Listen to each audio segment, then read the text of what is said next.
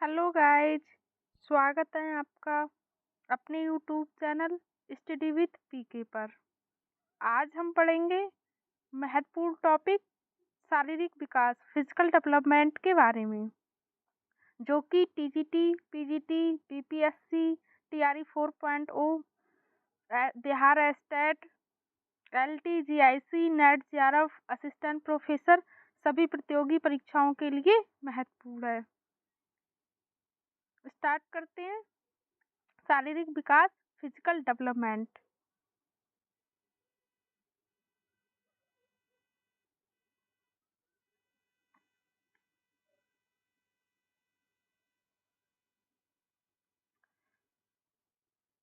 मानव जीवन में शारीरिक विकास का होना अत्यंत जरूरी है, अन्यथा इसके अभाव में मानसिक, संवेगात्मक, संज्ञानात्मक, खेल, अनुशासन आदि का विकास संभव नहीं है।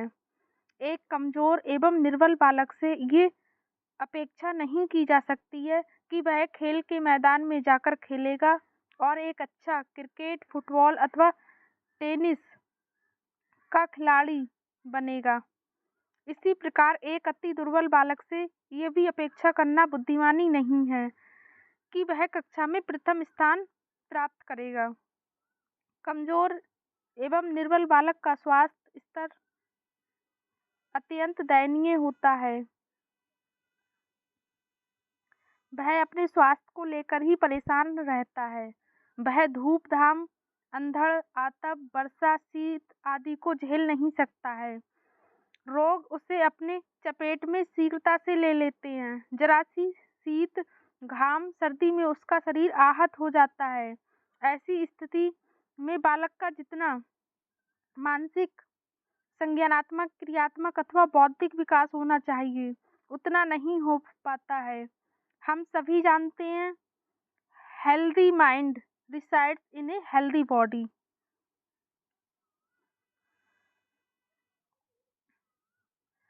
स्वस्थ शरीर में ही स्वस्थ मस्तिष्क का वास होता है। अस्वस्थ बालक स्वयं की पीड़ा एवं कठिनाइयों से ही नहीं उबर पाता है। जब बालक का शरीर स्वस्थ होगा तभी उसमें स्वस्थ मस्तिष्क का वास होगा। ये परिभाषा महान दार्शनिक अरस्तू ने दी है, जो परीक्षा की दृष्टि से महत्वपूर्ण है। उसके माता पिता भी उसके स्वास्थ्य को लेकर चिंतित रहते हैं। उनका अधिकांश पैसा बालक के इलाज एवं दवाइयों पर ही व्यय होता है। ऐसी स्थिति में ना तो परिवार की आर्थिक स्थिति मजबूत होती है और ना ही परिवार वाले इतना आश्वस्त होते हैं कि वे शारीरिक रूप से कमजोर बालक को बाहर खेलने के लिए भेज ही दें। कमजोर एवं निःशक्त बालक का गामक मोटर विकास भी विलंब से होता है। मतलब जो बालक कमजोर और निःशक्त होते हैं उनका क्रियात्मक विकास भी देरी से होता है। उसके हाथ पैरों की मांसपेशियां इतनी मजबूत एवं सशक्त भी नहीं हो पाती हैं कि वे अन्य बालकों के समान दौड़ धूप सकें और उनके साथ प्रतिस्पर्धा कर सकें।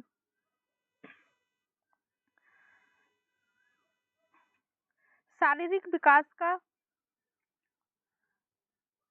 बालक के व्यवहार की गुणात्मकता एवं मात्रात्मकता, क्वालिटेटिव एंड क्वांटिटेटिव, इन दोनों पर ही गहरा प्रभाव पड़ता है।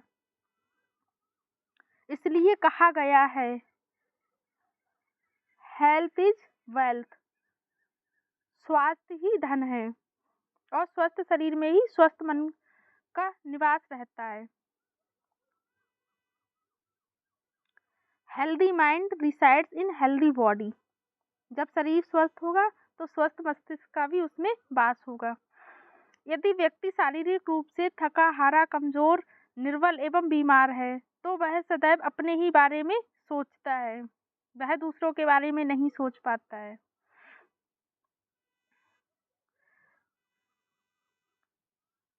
उसके द्वारा श्रेष्ठ काम करने की आशा नहीं की जा सकती है। वह ना तो अपना भला कर सकता है,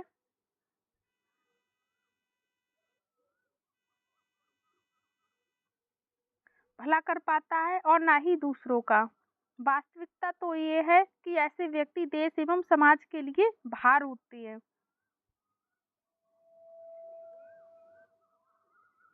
शारीरिक विकास का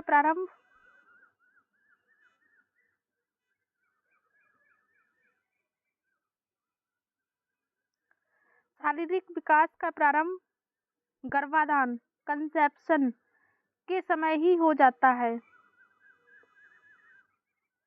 और जन्म के बाद भिन्न भिन्न अवस्थाओं में भिन्न भिन्न गति से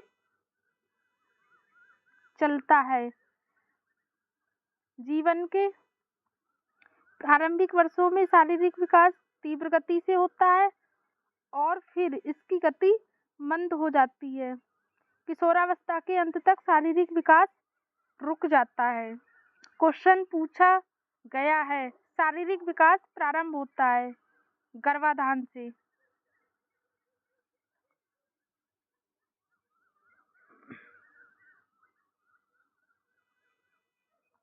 जन्म से लेकर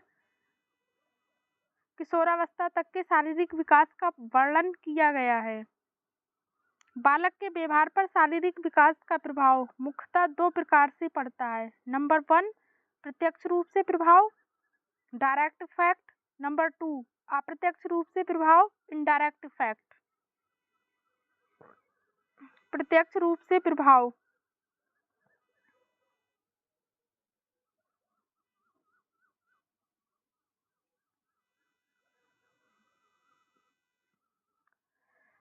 शारीरिक विकास से ये निर्धारित होता है कि बालक एक निश्चित आयु में किन किन विकासात्मक कार्यों को कर सकता है और किसे नहीं।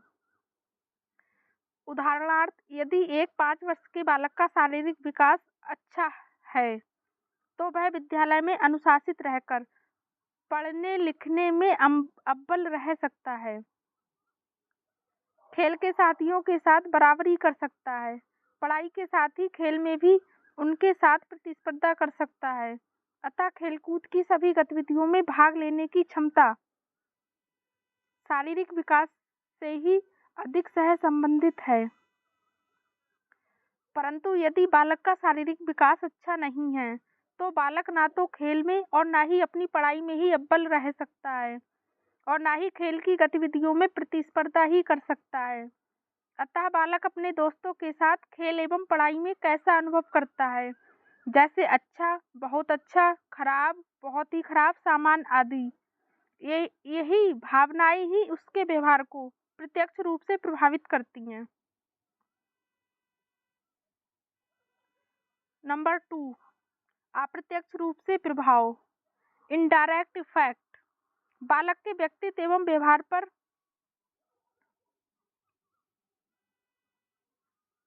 शारीरिक विकास का अप्रत्यक्ष प्रभाव भी पड़ता है। ये बालक के स्वयं के प्रति एवं दूसरों के प्रति अभिवृत्तियों को भी प्रभावित करता है।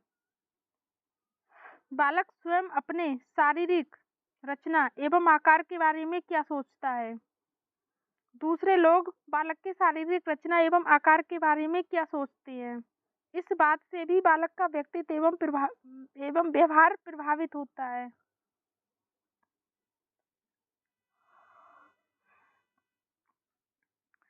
उदाहरणार्थ, एक 8 वर्ष का बालक जो बहुत ही मोटा एवं स्थूल शरीर वाला होता है, वह ये सोचता है कि वह अपने से दुबले पतले एवं चुस्त बालक की बराबरी नहीं कर सकता है, खेल के मैदान में तेज नहीं भाग सकता है और न ही मैच को जीता जा सकता है जीत सकता है।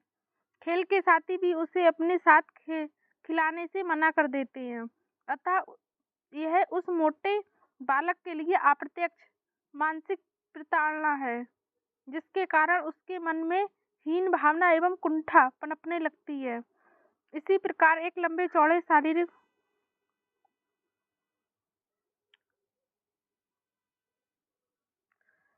आकार वाले बालक से कम लंबाई वाला दुबला पतला बालक शर्म महसूस कर सकता है और लंबा चौड़ा बालक दुबले पतले बालक के सामने डींग हाँक सकता है, उन पर रौब जमा सकता है।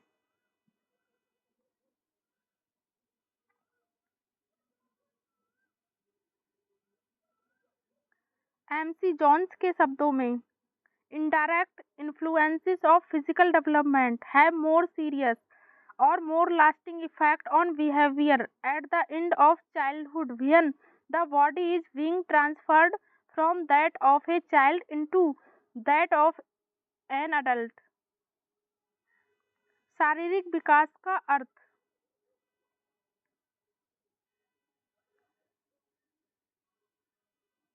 Meaning of physical development.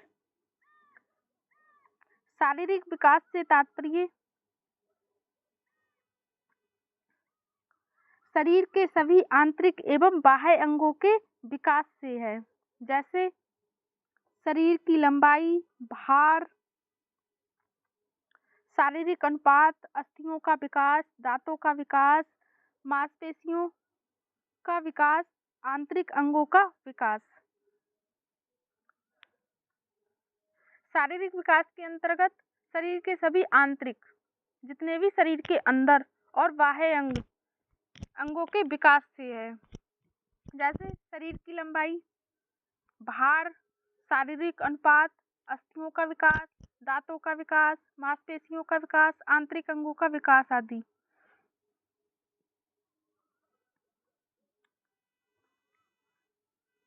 शारीरिक विकास के अंतर्गत वे सभी कारक सम्मिलित होते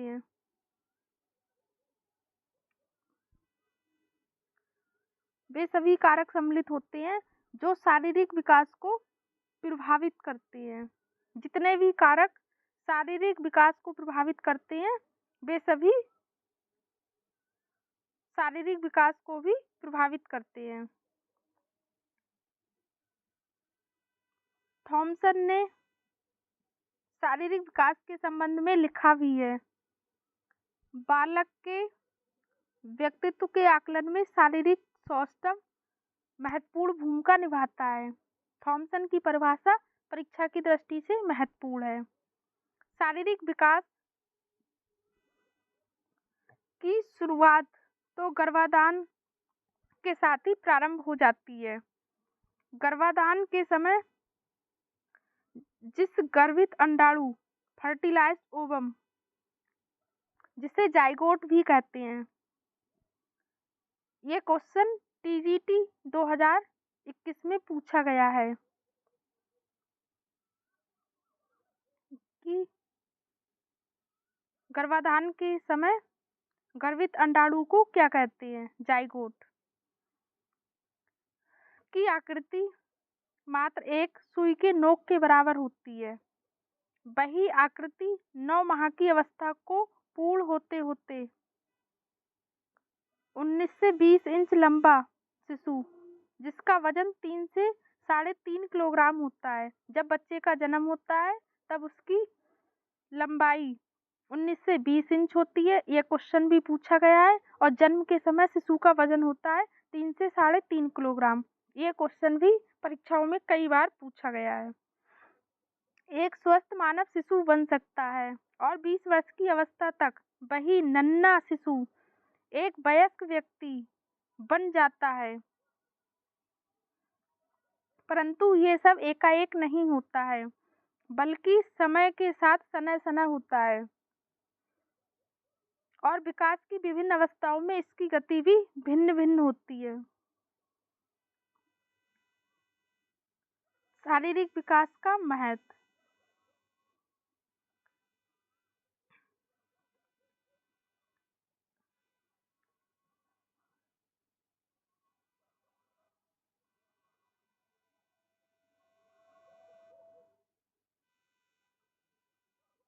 इम्पोर्टेंस ऑफ फिजिकल डेवलपमेंट। शारीरिक विकास के अंतर्गत मुख्यतः शरीर के इन 5 क्षेत्रों में विकास होता है, जिससे बालकों का व्यवहार प्रभावित होता है। इतना ही नहीं, ये बालक के व्यक्तित्व निर्माण में भी मदद करता है।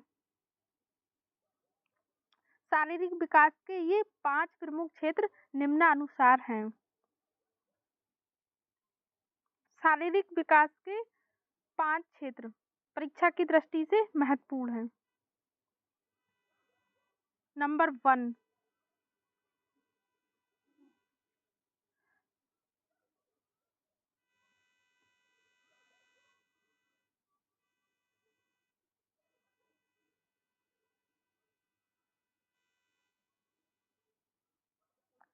शारीरिक रचना का विकास, डेवलपमेंट ऑफ फिजिकल स्ट्रक्चर्स।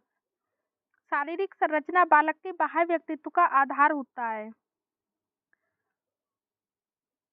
एक लंबा, चौड़ा एवं उत्तम शारीरिक सौष्ठव वाला व्यक्ति अधिक प्रभावी दिखता है और दूसरों को अपनी ओर आकर्षित कर लेता है। शारीरिक रचना के विकास के अंतर्गत शरीर की लंबाई, चौड़ाई, वजन, आकार, मुखाकृति, चेहरा, दांत, अस्थियां, मांसपेशियां आदि का विकास सम्मिलित है, जिससे शारीरिक ढांचे का निर्माण होता है। नंबर 2, नाड़ी संस्थान का विकास।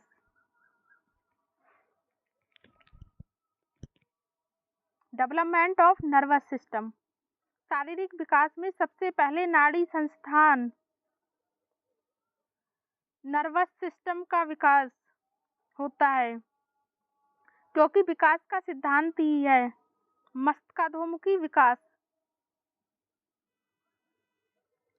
सेफेलोकॉर्डल डेवलपमेंट अर्थात विकास सिर से पैर की ओर होता है। मस्तिष्काधोमुखी विकास, सेफेलोकॉर्डल डेवलपमेंट। यहाँ से क्वेश्चन प्रत्येक परीक्षा में पूछा जाता है। सेफेलोकॉर्डल डेवलपमेंट होता है सिर से पैर की ओर। इस क्रम में मस्तिष्क का विकास पहले आता है। मस्तिष्क की कोशिकाएं एवं तंत्रिकाओं के विकास में बालक में सोचने, समझने, तर्क करने, स्मरण करने आदि की क्षमता विकसित होती है। अतः बालक का मानसिक एवं बौद्धिक विकास होता है।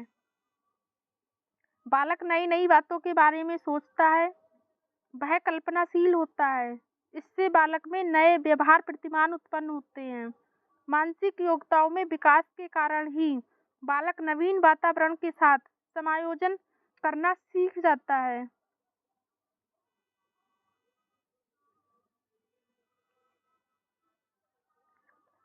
तथा नवीन व्यवहार प्रतिमानों बिहेवियर पैटर्न्स को प्रदर्शित करना सीख जाता है। इन नए व्यवहार प्रतिमानों में संवेगात्मक व्यवहार से संबंधित नए प्रतिमान भी हो सकते हैं। सामाजिक प्रत्यक्षीकरण, अर्थ प्रत्यक्षीकरण, सामाजिक अनुरूपता आदि किसी भी समय में बालक नए व्यवहार प्रतिमान प्रदर्शित कर सकता है। अतः नाड़ी संस्थान के विकास के माध्यम से शारीरिक विकास सभी प्रकार के विकास में सहायता प्रदान करता है। नंबर 3, मांसपेशियों एवं अस्थियों का विकास, development of muscles and bones. शारीरिक विकास के अंतर्गत मांसपेशियों एवं अस्थियों का विकास भी आता है। अस्थियां जहां शरीर को ढांचा प्रदान करती हैं, वहीं मांसपेशियां शरीर को सुंदर आकार एवं रचना प्रदान करती हैं। क्वेश्चन पूछा गया है, शरीर को ढांचा कौन प्रदान करता है? अस्थियां यानी कि हड्डियां, और मांसपेशियां शरीर को आकार एवं रचना प्रदान करती हैं। ये भी परीक्षा की दृष्टि से महत्वपूर्ण है। बालक में हिलने डुलने, उठने बैठने, चलने फिरने, दौड़ने भागने आदि की क्षमता का विकास मांसपेशियों में परिपक्वता होने के कारण ही होता है। बाल्यावस्था में बालक की अस्थियां लचीली होती हैं।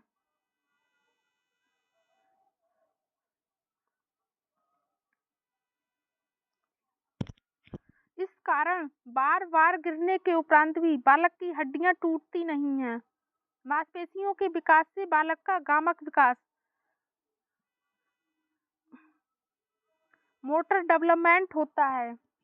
फलतः बालक खेल कूद में बढ़ चढ़कर हिस्सा लेता है तथा श्रेष्ठ स्थान प्राप्त करता है। नंबर 4, अंतःस्रावी ग्रंथियों का विकास, डेवलपमेंट ऑफ एंडोक्राइन ग्लैंड्स। अंतःस्रावी ग्रंथियों के विकास के कारण ही बालक के स्वभाव एवं व्यवहार में परिवर्तन होता है।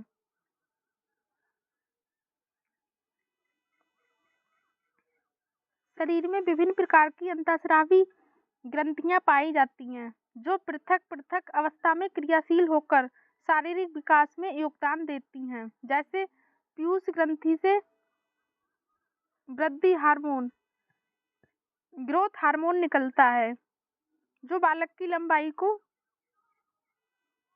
नियंत्रित करता है।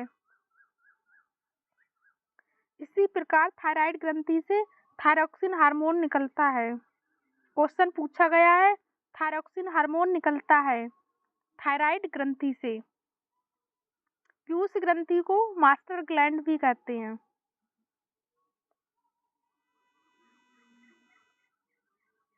जो बालक के शारीरिक एवं मानसिक विकास में सहयोग देता है।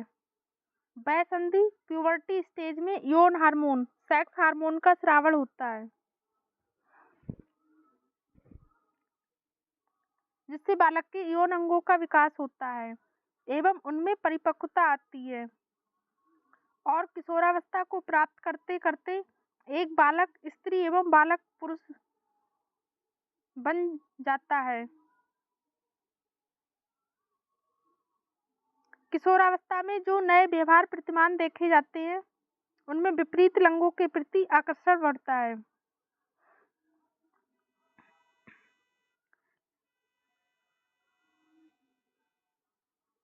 लड़के लड़कियों के साथ खेलना चिपकना पसंद करते हैं तथा लड़कियां लड़कों के साथ। इसका प्रमुख कारण भी यौन अंगों का विकास एवं अंतःस्रावी ग्रंथियों से निकलने वाले हार्मोन ही है। क्वेश्चन पूछा गया है, विपरीत लिंगों के प्रति आकर्षण किस अवस्था में बढ़ता है? किशोरावस्था में। नंबर 5,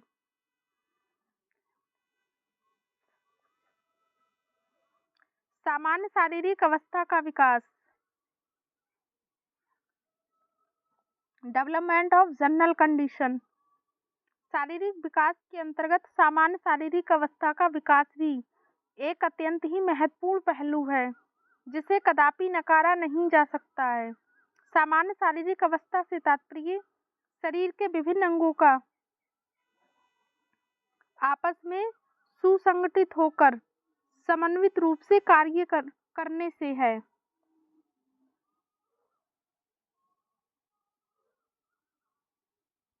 यदि किसी भी अंग में दोष उत्पन्न हो जाता है तो शरीर अस्वस्थ हो जाता है।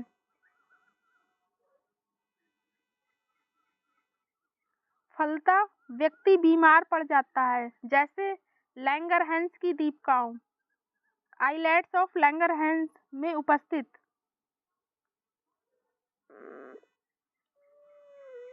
इंसुलिन हार्मोन की कमी से मधुमेह रोग हो जाता है।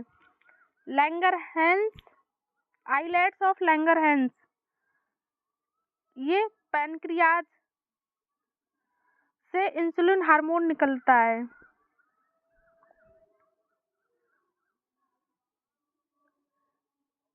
जब पैनक्रियाज की आइलैट्स ऑफ लैंगरहैंस से इंसुलिन हार्मोन कम निकलता है, तब व्यक्ति को डायबिटीज मेलाइटस हो जाता है। इसी प्रकार शरीर में विटामिन ए की कमी से बालक को रतौंधी यानी कि नाइट ब्लाइंडनेस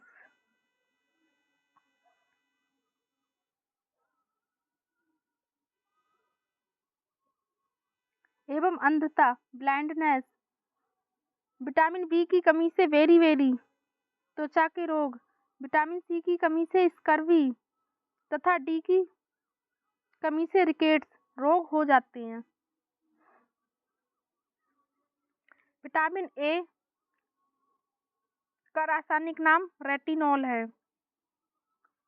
विटामिन ए की कमी से बालक को रतौंधी, B1 की कमी, B1 जिसे थायमिन बी कहते हैं, की कमी से बेरी एवं त्वचा के रोग। विटामिन सी का रासायनिक नाम एस्कॉर्बिक एसिड है, की कमी से स्कर्वी तथा डी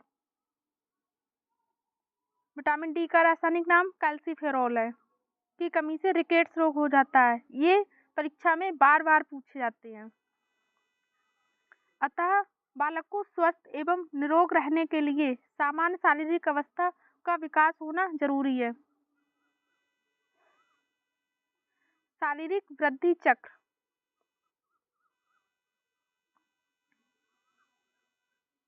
फिजिकल ग्रोथ साइकिल, जैसा कि हम पूर्व में पढ़ चुके हैं कि शारीरिक वृद्धि एक निरंतर चलने वाली प्रक्रिया नहीं है और ना ही इसका कोई निश्चित पैमाना ही है कि किस बालक का कब, किस उम्र में, किस दर में शारीरिक विकास होगा, शारीरिक विकास की गति कब तीव्र होगी और कब मंद। इतना तो तय है कि किसी भी बालक में प्रतिवर्ष एक जैसा और एक निश्चित गति से विकास नहीं होता है। शारीरिक वृद्धि एक निरंतर चलने वाली प्रक्रिया नहीं है। शारीरिक विकास निरंतर चलने वाली प्रक्रिया नहीं है और इसका ना ही कोई निश्चित पैमाना है।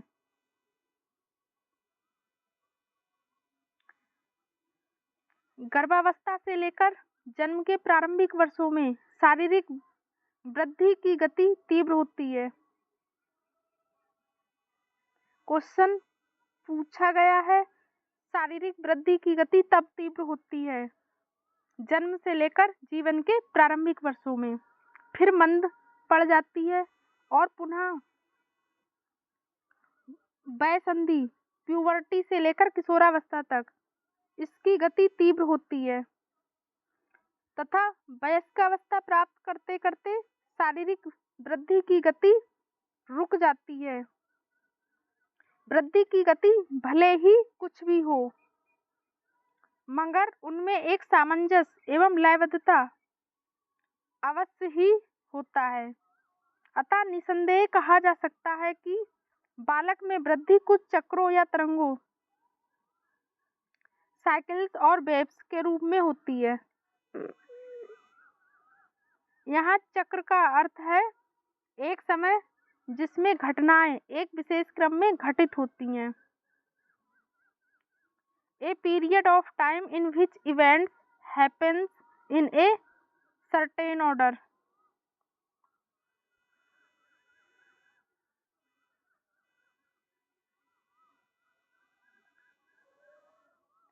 मनोवैज्ञानिकों, शरीर विज्ञानियों एवं विद्वानों द्वारा किए गए अध्ययनों एवं अनुसंधानों से ये स्पष्ट हुआ है कि बालक के शारीरिक वृद्धि के मुख्य 4 अवस्थाएं, अवधियां होती हैं।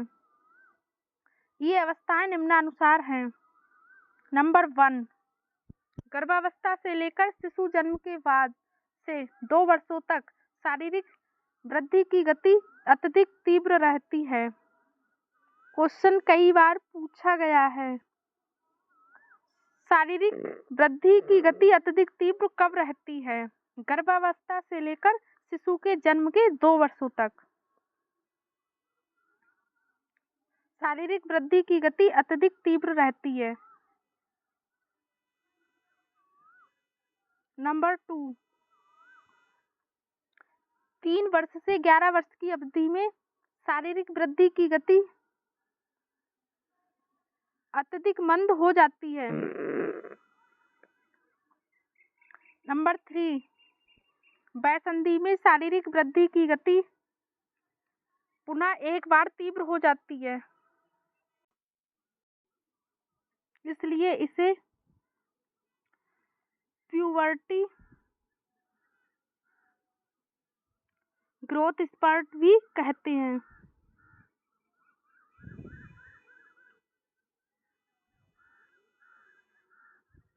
नंबर 4, 16 वर्ष से परिपक्व अवस्था तक पुनः शारीरिक वृद्धि की गति मंद हो जाती है। इसमें बालक की लंबाई में वृद्धि तो रुक जाती है, परंतु वजन में वृद्धि हो सकती है।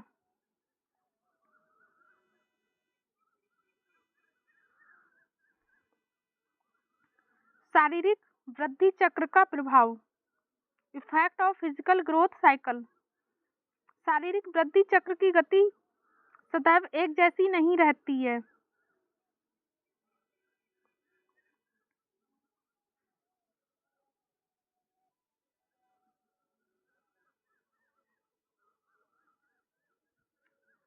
बल्कि कभी इसकी गति मंद हो जाती है, कभी तीव्र। अतः शारीरिक वृद्धि चक्र बालक तथा उसकी क्रियाओं को कई रूपों में प्रभावित करती है। शारीरिक वृद्धि चक्र के सामान्य प्रभाव अग्रानुसार हैं। नंबर 1, शक्ति स्तर, एनर्जी लेवल।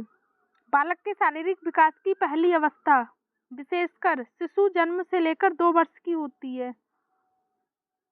इस अवस्था में जब वृद्धि की गति तीव्रतर होती है, जन्म से लेकर 2 वर्ष तक शारीरिक वृद्धि की दर तीव्र होती है, जो बालक के शरीर के आंतरिक अंगों का ऊर्जा स्तर बढ़ जाता है,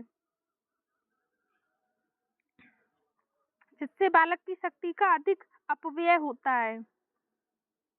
परिणामतः बालक के बाह्य अंगों की क्रियाशीलता कम हो जाती है। बालक थकान का अनुभव करने लगता है। ऐसी स्थिति में उसे अधिक नींद, पौष्टिक भोजन एवं आराम की जरूरत होती है। अतः उसे भरपूर आराम, नींद एवं पौष्टिक भोजन उपलब्ध कराना चाहिए। यदि बालक को भरपूर नींद, आराम एवं पौष्टिक भोजन उपलब्ध नहीं कराए जाएं, तो बालक चिड़चिड़ा हो जाता है। शारीरिक वृद्धि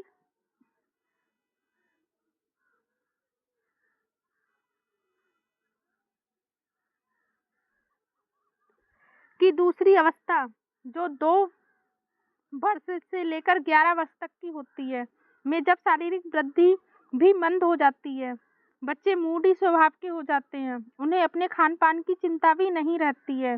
वे खाते कम और खेलते अधिक हैं। वृद्धि की गति मंद होने पर उसकी कार्य क्षमता अधिक प्रभावित नहीं होती है। इस अवस्था में बच्चे अधिक खुश एवं प्रसन्न दिखते हैं।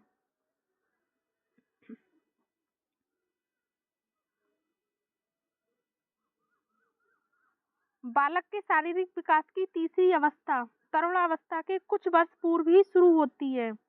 इस अवस्था में इसका शारीरिक आकार बढ़ने लगता है और शरीर की आकृति वयस्क की तरह दिखने लगती है। अतः ऐसी स्थिति में बालक से घर, विद्यालय एवं बाहर के कार्यों को पूरा करने की अपेक्षा बहुत अधिक बढ़ जाती है। परंतु इस अवस्था में उसकी अधिकांश शारीरिक ऊर्जा शारीरिक वृद्धि में व्यय होती है। इस कारण बालक जल्दी ही थक जाता है तथा आराम करना चाहता है। परंतु माता पिता इन चीजों को नहीं समझते हैं और उससे अधिक काम लेने की चेष्टा करते हैं। विद्यालय के शिक्षक भी उसे अधिक गृह कार्य देते हैं। नतीजा यह होता है कि बालक को वांछित नींद एवं आराम नहीं मिल पाता है। फलतः वह चिड़चिड़ा, मूडी, गुस्सैल एवं नकारात्मक सोच वाला बन जाता है। वह अकेला ही रहना पसंद करता है।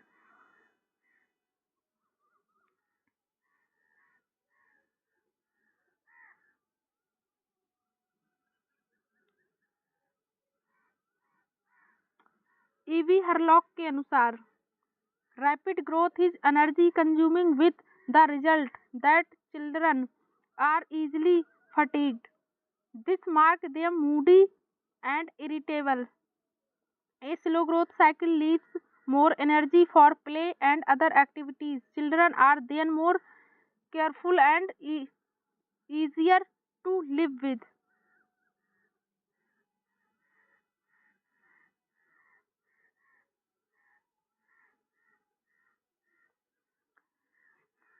नंबर 2, पोषणीय आवश्यकता, न्यूट्रिशनल नीड्स।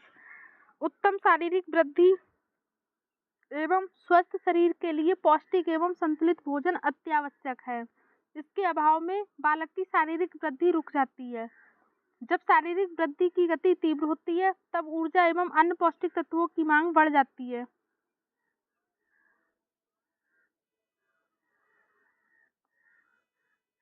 प्रोटीन की कमी से होने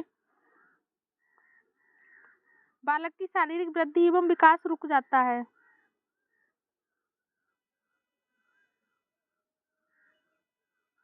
प्रोटीन कैलोरी कुपोषण के कारण क्वाशियोरकर एवं मरासमस रोग हो जाता है। ये क्वेश्चन कई बार पूछा गया है। प्रोटीन की कमी से होता है क्वाशियोरकर और प्रोटीन कैलोरी की कमी से मरासमस रोग हो जाता है। अतः वे लंबाई एवं भार में सामान्य उम्र के बालकों की तुलना में कम रह जाते हैं तथा वे बौने रह जाते हैं। आहार में कैल्शियम एवं फास्फोरस की कमी से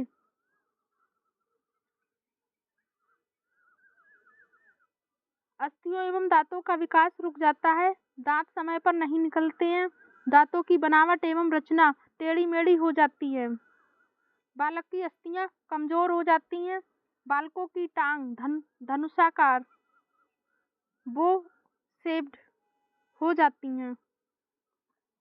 आहार में कैलोरी की कमी से बालकों को खेलने कूदने पढ़ने लिखने आदि कार्यों के लिए पर्याप्त ऊर्जा नहीं मिल पाती है। फलतः वह थका थका सा अनुभव करता है। वह निराश उदास क्रोधी एवं चिड़चिड़ा हो जाता है। उसके मन के कोने कोने में निराशा व्याप्त हो जाती है। इसी प्रकार आहार में विटामिन ए की कमी से रतौंधी, बी की कमी से वेरी, सी की कमी से स्कर्वी, डी की कमी से रिकेट्स रोग हो जाता है।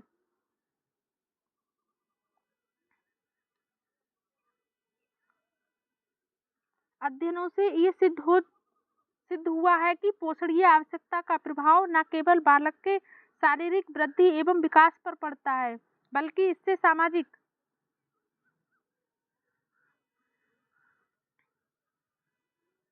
मानसिक, बौद्धिक एवं संवेगात्मक विकास भी प्रभावित होता है। बालक में अनेक असामान्य लक्षण उत्पन्न हो जाते हैं। वह अपने कर्तव्यों के प्रति लापरवाह हो जाता है। खेल में सहभागिता कम हो जाती है। उसे अपने साथियों के साथ समायोजन में कठिनाई होती है। पढ़ने लिखने में रुचि कम होती है। अतः इस अवस्था में बालक को भरपूर पौष्टिक आहार दिया जाना चाहिए।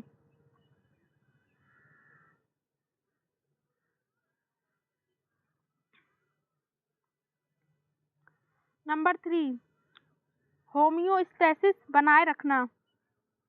The maintain homeostasis. होम्योस्टेसिस का सामान्य अर्थ है वह क्षतिपूर्ति संबंधी शारीरिक समायोजन जो बाह्य वातावरण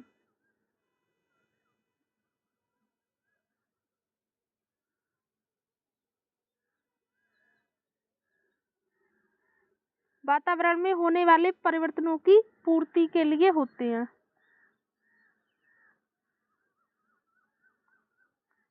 जब शारीरिक वृद्धि की गति मंद होती है तब शरीर स्वतः ही होम्योस्टेसिस बनाए रखता है।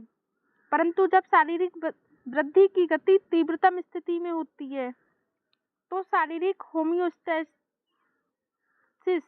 असंतुलित हो जाता है, बिगड़ जाता है। फलतः बालक थकान,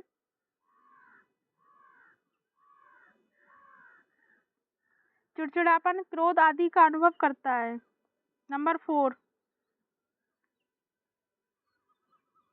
समायोजन संबंधी कठिनाइयाँ, एडजस्टमेंट डिफिकल्टीज। बालक जब से इस धरती पर पैदा होता है तब से उसे विभिन्न अवस्थाओं में निरंतर नए समायोजन करने पड़ते हैं। ऐसी स्थिति में वह अपने आप को असमर्थ पाता है तो उसमें संवेगात्मक तनाव, इमोशनल टेंशन उत्पन्न हो जाती है जिससे उसका व्यवहार नकारात्मक हो जाता है। जब शारीरिक वृद्धि व विकास की गति मंद होती है तब बालकों का समायोजन आसान रहता है। स्टोन एवं चर्च के अनुसार शारीरिक एवं मनोवैज्ञानिक रूप से विद्यार्थी जीवन का समय दो क्षुब्ध अवस्थाओं के बीच का समय है। ये दिन बचपन के तूफानी दिनों में होते हैं। कुछ वयस्क इन्हें नकारात्मक दृष्टिकोण से भी देखते हैं।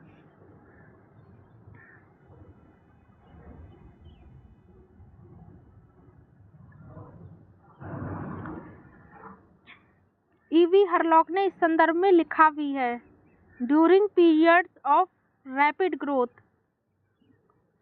The constant need to make new adjustment can be emotionally disturbing during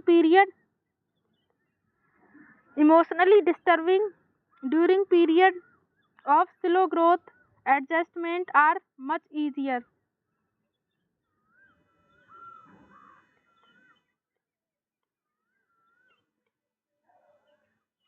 आकुशलता। जब बालकों की शारीरिक वृद्धि की गति तीव्र होती है तो उस समय उसमें आकुशलता या फूहड़पन पाया जाता है।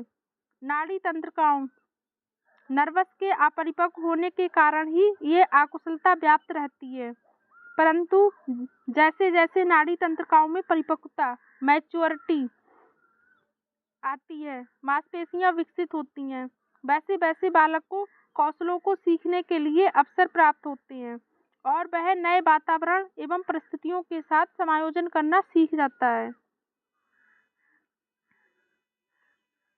शारीरिक वृद्धि की गति जब मंद होती है, विशेषकर उत्तर बाल्यावस्था में, तो बालकों में फूहड़पन एवं आकुशलता कम पाई जाती है।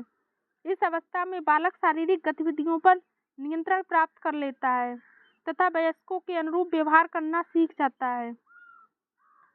परंतु हाँ, कभी कभी शरीर के आंतरिक अंगों की क्रियाओं में अचानक समन्वय लुप्त हो जाता है। तब अल्प समय के लिए आकुशल एवं फूहड़पन की स्थिति उत्पन्न हो जाती है। विभिन्न अवस्थाओं में शारीरिक विकास, physical development in different stages. लंबाई, हाइट। नवजात शिशु जन्म के समय एक नवजात शिशु की औसत लंबाई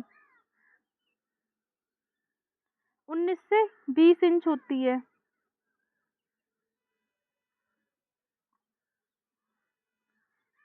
ये क्वेश्चन कई बार पूछा गया है। जन्म के समय नवजात शिशु की औसत लंबाई होती है 19 से 20 इंच और 49 से 50 सेंटीमीटर, परंतु वंशानुक्रम एवं वातावरणीय कारकों के कारण उसमें भिन्नता भी हो सकती है। वह शिशु जिसका जन्म समय पूर्व बिफोर टाइम हो जाता है, उसकी लंबाई 16 से 17 इंच भी हो सकती है। ऐसा भी देखा गया है कि जन्म के समय लड़कों की लंबाई लड़कियों की अपेक्षाकृत थोड़ी अधिक होती है। जन्म के समय लड़कों की लंबाई लड़कियों से ज्यादा होती है। जन्म के समय नवजात शिशु की लंबाई मुख्यतः वंशानुक्रम, जातीय भिन्नताओं, रेशियल डिफरेंसेस एवं वातावरणीय कारकों द्वारा प्रभावित होती है। लंबे माता पिता के शिशु जन्म के समय से ही लंबाई में ज्यादा होते हैं। जिन बच्चों के माता पिता लंबे होते हैं, उन बच्चों की लंबाई जन्म के समय ही ज्यादा होती है। इसके अतिरिक्त भी कई कारक होते हैं जो नवजात शिशु की लंबाई एवं भार को प्रभावित करते हैं, जैसे माँ का आहार, मदर्स न्यूट्रिशन। यदि गर्भकालीन अवस्था में माता का आहार गुणात्मक एवं मात्रात्मक दोनों ही दृष्टि से उत्तम रहता है तो गर्भस्थ शिशु का विकास अच्छा होता है और उसकी लंबाई एवं वजन भी औसतन अधिक होता है। परंतु यदि माता के आहार में पोषक तत्वों की कमी रहती है, विशेषकर प्रोटीन की, तो बालक का वजन एवं लंबाई दोनों ही कम हो जाता है।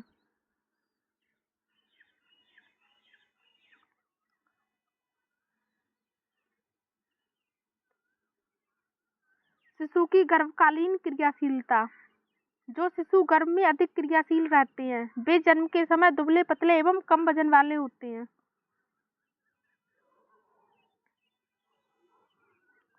क्योंकि क्रियाशीलता के कारण उनकी ऊर्जा का अधिक अपव्यय होता है। सोनटोंग के अनुसार यदि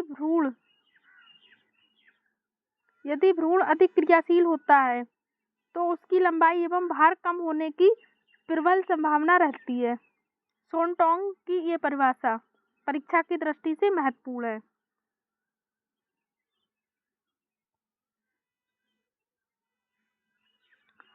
नंबर 3, आर्थिक स्थिति, इकोनॉमिक कंडीशन। नवजात शिशु की लंबाई एवं भार माता पिता की आर्थिक स्थिति पर भी निर्भर करता है। यदि माता पिता आर्थिक रूप से सुदृढ़ एवं मजबूत हैं तो माता का आहार सभी पौष्टिक तत्वों से युक्त होगा। माता के स्वास्थ्य पर पूरा ध्यान दिया जाएगा। ऐसी स्थिति में शिशु का गर्भकालीन विकास बेहतर होगा और शिशु वांछित वजन एवं लंबाई को प्राप्त कर लेगा।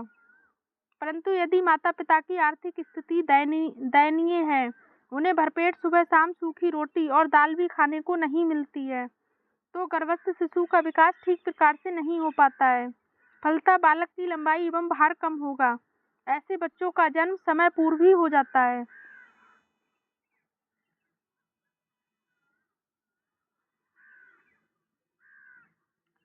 गिब्सन ने अपने अध्ययनों में ये पाया है कि जिनका आर्थिक स्तर निम्न होता है उनके बच्चे आकार में छोटे एवं भार में कम हो जाते हैं।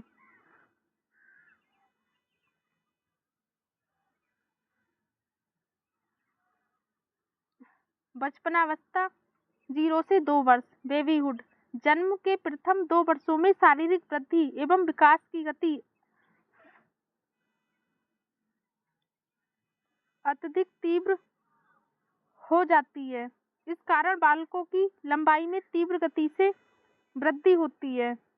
4 माह का बालक 23 इंच से 24 इंच तथा 1 वर्ष में 28 से 30 इंच तक लंबा हो जाता है और औसतन उसकी लंबाई में 2.5 से 3 इंच की बढ़ोतरी होती है। क्वेश्चन पूछा जा सकता है, 1 वर्ष में बालक की लंबाई कितनी होती है? 28 से 3 इंच। पूर्व बाल्यावस्था 2 से 6 वर्ष, अर्ली चाइल्डहुड। 2 से 6 वर्ष की अवस्था पूर्व बाल्यावस्था कहलाती है। इस अवस्था में शारीरिक वृद्धि की गति मंद हो जाती है, अतः बालक धीरे धीरे बढ़ता है। इस समय उसकी लंबाई औसतन 7.5 सेंटीमीटर से 8 सेंटीमीटर की दर से हर साल बढ़ती रहती है। 5 वर्ष का बालक अपने जन्म की लंबाई का दोगुना हो जाता है। क्वेश्चन पूछा जा सकता है, बालक कब अपनी जन्म की लंबाई का दोगुना हो जाता है? 5 वर्ष की आयु में। इस समय उसकी लंबाई लगभग 35 से 40 इंच हो जाती है। 5 वर्ष के बालक की लंबाई कितनी होती है? 35 से 40 इंच।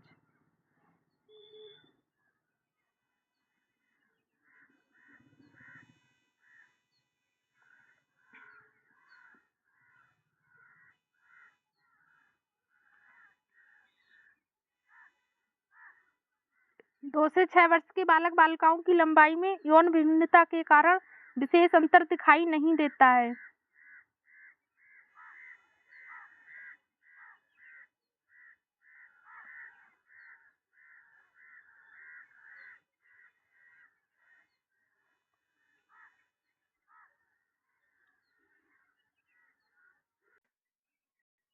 वे समान रूप से बढ़ते हैं।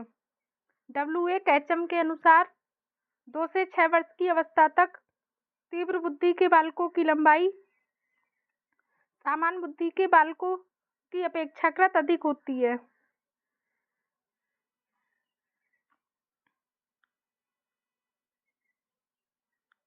अतः लंबे बालकों का मानसिक विकास अच्छा होता है। इस कारण उसकी विद्यालय में शिक्षण संबंधी उपलब्धियां भी अच्छी रहती हैं।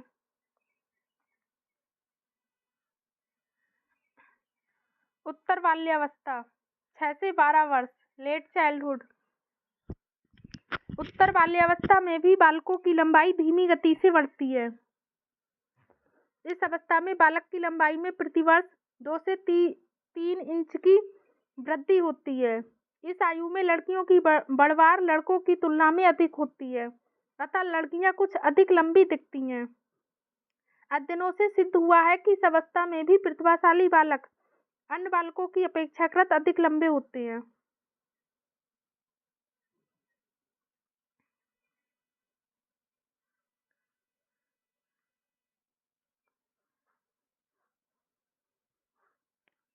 एस.एम. गार्न एवं साथियों के अनुसार वे बालक जो इस अवस्था में मोटे होते हैं उनकी लंबाई भी अधिक होती है।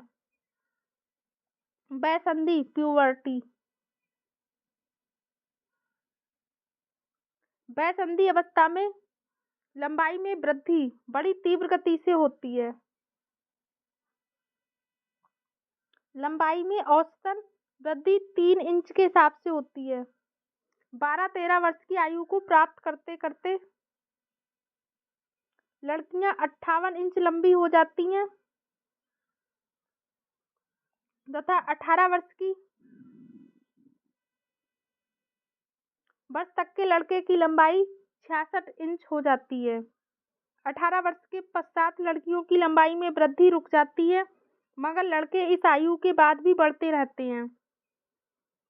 अध्ययनों से यह भी सिद्ध हुआ है कि जिन बालकों के परिपक्व होने की गति मंद होती है वे बच्चे उन बच्चों की अपेक्षा अधिक लंबे होते हैं जिनके परिपक्व होने की गति तीव्र होती है।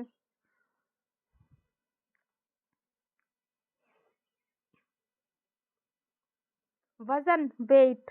नवजात शिशु न्यूनेट जन्म के समय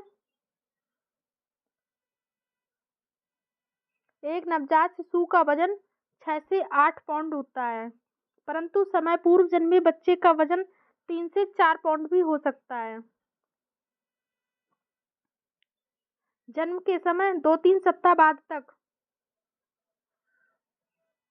वातावरण के साथ समायोजन न कर पाने के कारण बालक के जन्म भार में कमी आ जाती है। क्वेश्चन पूछा गया है, जन्म के 2-3 सप्ताह बाद तक बालक के जन्म के भार में कमी क्यों आ जाती है? वातावरण के साथ समायोजन न कर पाने के कारण, परंतु इसके बाद से वजन में वृद्धि प्रारंभ हो जाती है।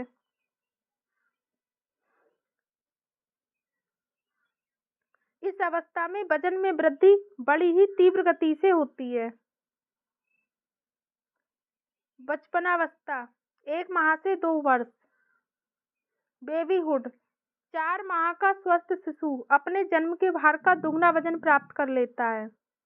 1 वर्ष में उसका वजन 3 गुना हो जाता है। दूसरे वर्ष से वजन में वृद्धि की गति धीमी होती है।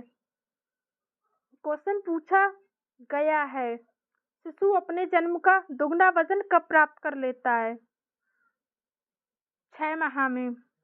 1 वर्ष में शिशु का वजन कितना होता है?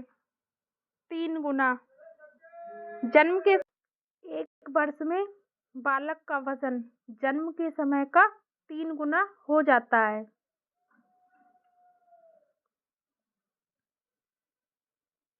पूर्व बाल्यावस्था अर्ली चाइल्डहुड। पूर्व बाल्यावस्था में भार में वृद्धि मंद गति से सना सना होती है, क्योंकि इस समय बालक का अधिकांश ऊर्जा का व्यय खेलने कूदने दौड़ने भागने में होता है। 2 से 6 वर्ष के बालक के भार में वृद्धि 3 से 5 पाउंड प्रति वर्ष होती है। 5 वर्ष का बालक अपने जन्म के भार से 5 गुना अधिक हो जाता है।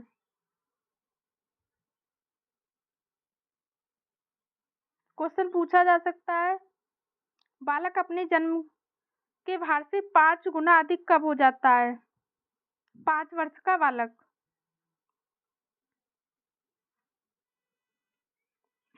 उत्तर बाल्यावस्था, लेट चाइल्डहुड। उत्तर बाल्यावस्था में वजन में वृद्धि धीमी गति से होती है।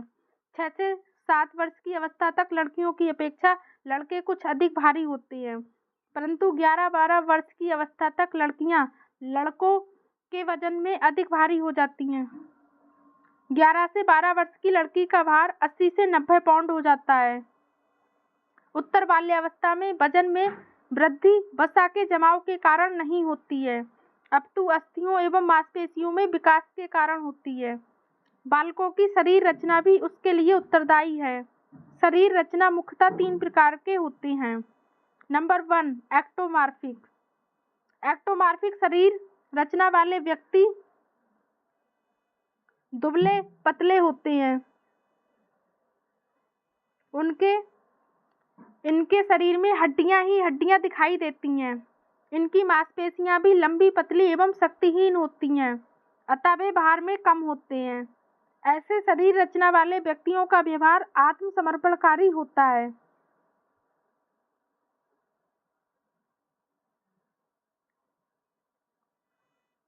Number 2, mesomorphic.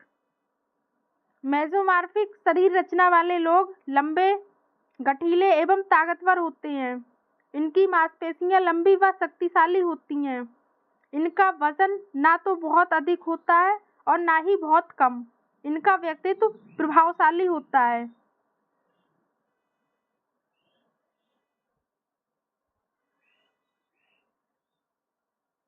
एंडोमॉर्फिक।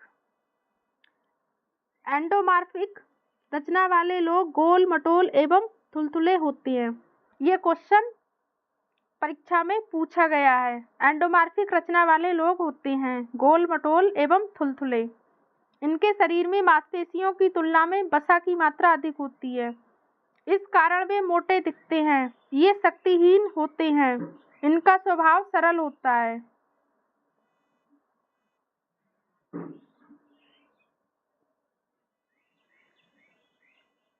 बालक के पोषण, खान-पान की आदतें आदि के अनुसार वजन में वृद्धि होती है। वे बच्चे जो अधिक खाना खाते हैं, उनका वजन अधिक होता है। अध्ययनों से ये भी स्पष्ट हुआ है कि जिन बालकों की सामाजिक स्वीकृति, सोशल एक्सेप्टेंस कम होती है, वे अन्य बालकों की तुलना में अधिक खाना खाते हैं, अतः उनका वजन अधिक होता है।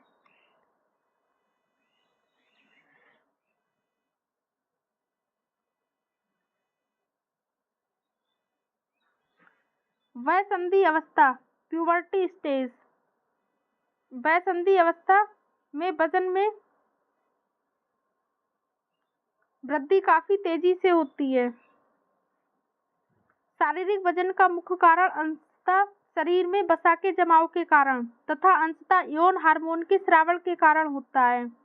वसा का जमाव मुख्यतः जांघों, पेट, नितंब, गर्दन एवं गालों में होता है। परिणामतः बालक गोल मटोल दिखाई देता है।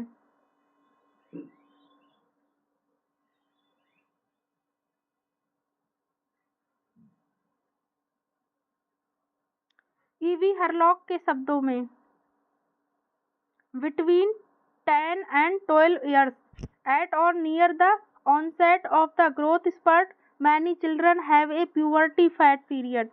Sometimes this period lasts for 2 years until the child becomes sexually mature. वयसंधि अवस्था में अस्थियों की लंबाई में वृद्धि होती है तथा उनमें ऑसिफिकेशन की प्रक्रिया शुरू होने से कठोरता आ जाती है। साथ ही मांसपेशियों में भी वृद्धि होती है, अतः वसा के अतिरिक्त मांसपेशियां एवं हड्डियों में वृद्धि के कारण वजन में वृद्धि होती है। लैंगिक परिपक्वता बालक के वजन के भार का 46% भाग हड्डियां एवं मांसपेशियों के कारण होता है।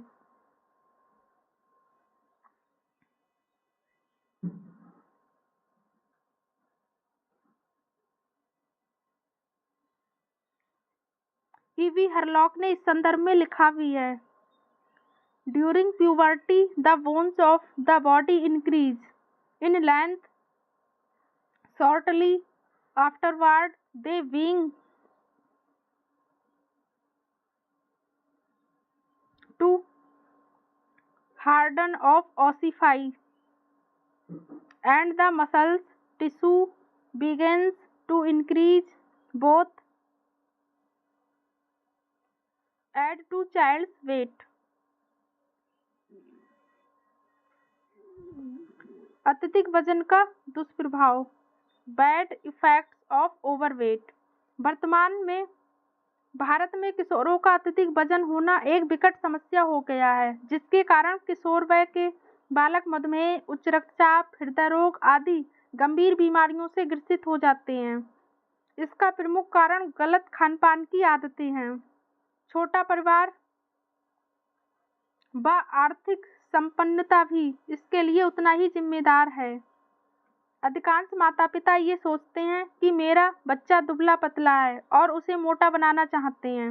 इस प्रयास में वे बालकों को खाने-पीने पर अधिक जोर देते हैं और ज़रूरत से अधिक भोजन खिलाते हैं।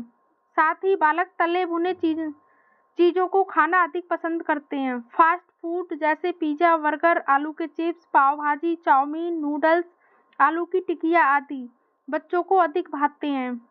इनके सेवन से उनमें मोटापा बढ़ना स्वाभाविक है। मोटापा का दुष्प्रभाव भी बालक को झेलने पड़ते हैं। मोटे बालकों को दुबले, पतले एवं चुस्त बालक अपने साथ खेलने से मना कर देते हैं, क्योंकि वह तेज नहीं भाग सकता है, खेल को नहीं जीत सकता है, वह शारीरिक रूप से अधिक क्रियाशील भी नहीं रहता है। अतः ये मोटे बालकों के लिए एक प्रकार की मानसिक प्रताड़ना है।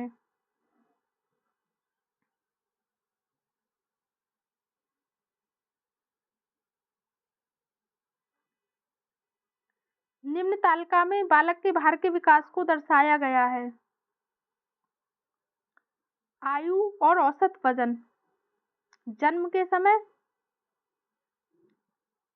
वजन 6 से 8 पाउंड होता है। 4 माह में जन्म के समय का दोगुना। 8 माह में 16 से 19 पाउंड। 1 वर्ष में जन्म के समय का 3 गुना। 2 वर्ष में 28 पाउंड। 3 वर्ष में 31 पाउंड। 5 वर्ष में जन्म के समय का 5 गुना। 7 वर्ष 45 पाउंड। 9 वर्ष में 65 पाउंड। 10 वर्ष में जन्म का 10 गुना। 11 वर्ष में 81 पाउंड। 13 वर्ष में 96 पाउंड। 15 वर्ष में 126 पाउंड। आयु और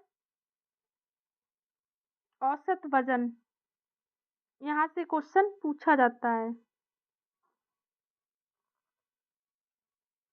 शारीरिक अनुपात, बॉडी प्रोपोर्शंस।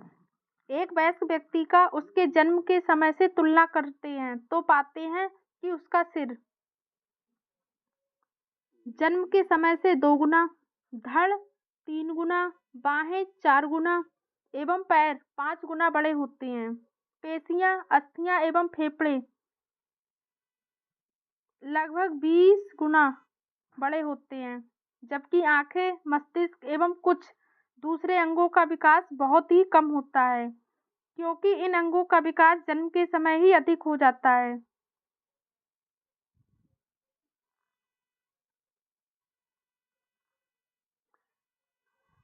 शारीरिक अनुपात के अंतर्गत निम्न अंगों का अनुपात आता है। सिर का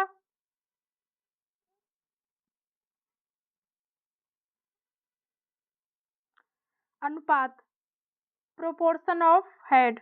नवजात शिशु का शारीरिक अनुपात वयस्कों से बिल्कुल ही भिन्न होता है। नवजात शिशु का सिर अन्य अंगों की अपेक्षा अधिक बड़ा होता है तथा सिर एवं शरीर का अनुपात 1:4 होता है।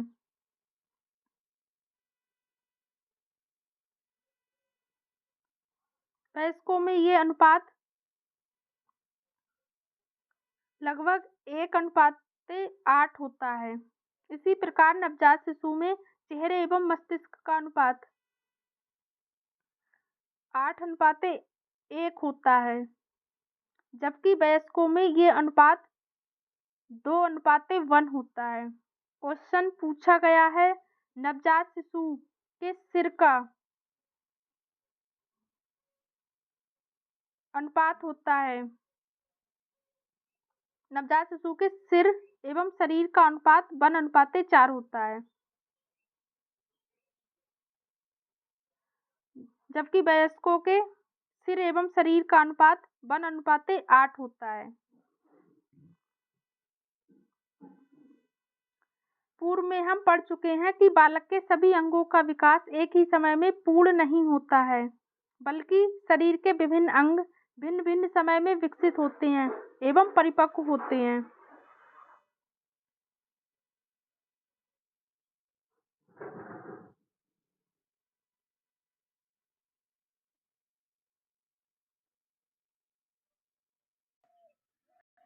ईवी हरलॉक के अनुसार the changes are relatively slight during the first half year of postnatal life. From then until puberty, head growth is slow, limb growth rapid, and trunk growth intermediate. The brain or facial features attain maturity in sight and development before the organs and features of trunk and limb. जन्म के समय एक नवजात शिशु के संपूर्ण शरीर के क्षेत्रफल की अपेक्षा सिर का क्षेत्रफल 21% होता है, जबकि 5 वर्ष की अवस्था में ये केवल 13% ही रह जाता है। 12 वर्ष की अवस्था में 10% तथा 18 वर्ष की अवस्था में केवल 8% ही रह जाता है। उपरोक्त विवेचन से स्पष्ट है कि पूर्व बाल्यावस्था से लेकर किशोरावस्था तक सिर का आनुपातिक विकास शरीर के अन्य अंगों की तुलना में धीमी गति से होता है। आयु बढ़ने के साथ साथ सिर की अपेक्षा शरीर का क्षेत्रफल बढ़ता जाता है।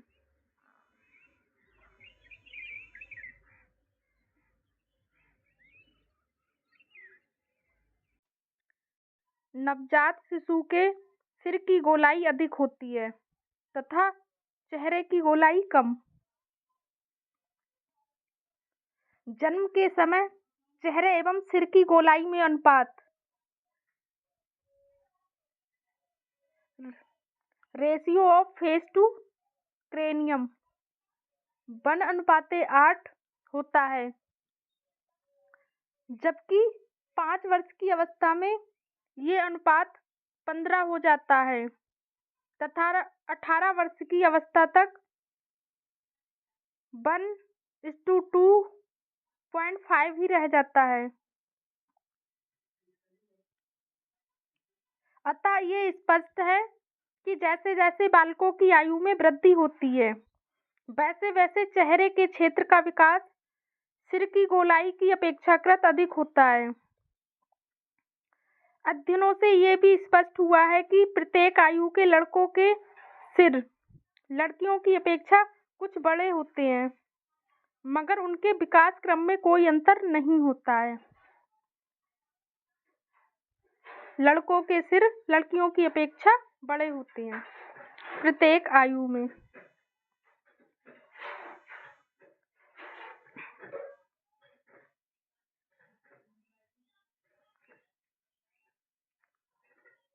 सेकंड, चेहरे का अनुपात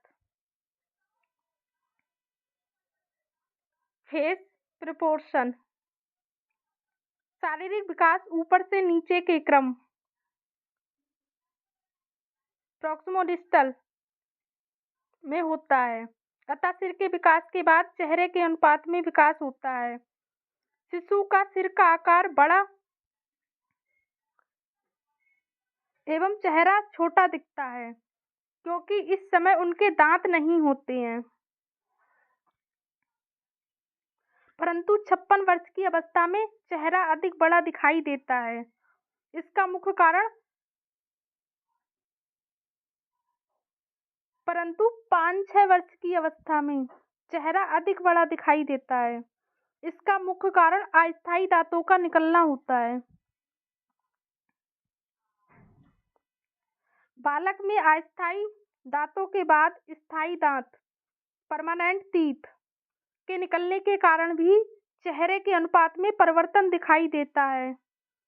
चेहरे के अंतर्गत प्रमुख रूप से नाक एवं आंख का अध्ययन आता है। नाक नोज शिशु के चेहरे के आकार एवं नाक नक्श में भी आनुपातिक रूप में परिवर्तन होते हैं।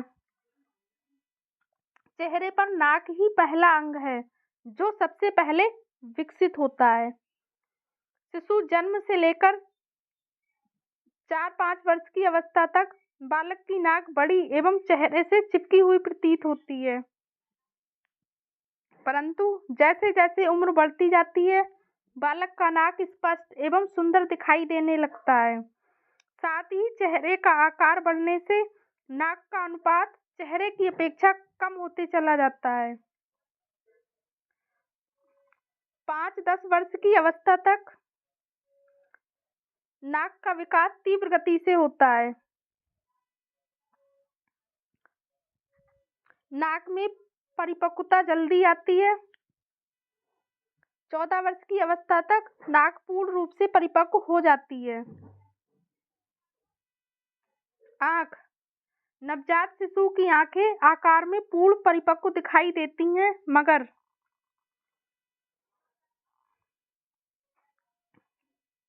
इनकी गतियां नियंत्रित नहीं होती हैं। दृष्टि का केंद्रीकरण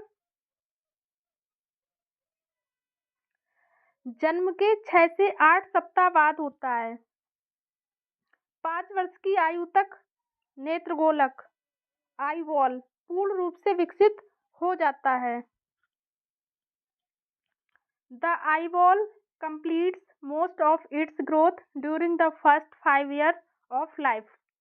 वयस्क अवस्था तक बालकों के चेहरे की परिपक्वता में वयस्कों की अपेक्षा केवल 5% की कमी रह जाती है, परंतु किशोरावस्था को प्राप्त करते करते अधिकांश किशोरों का चेहरा पूर्ण रूप से विकसित हो जाता है।